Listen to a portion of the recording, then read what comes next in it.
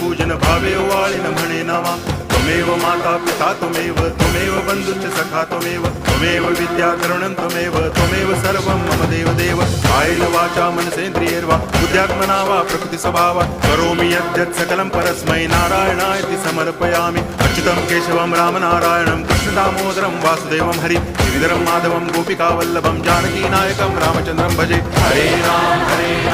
Ram Ram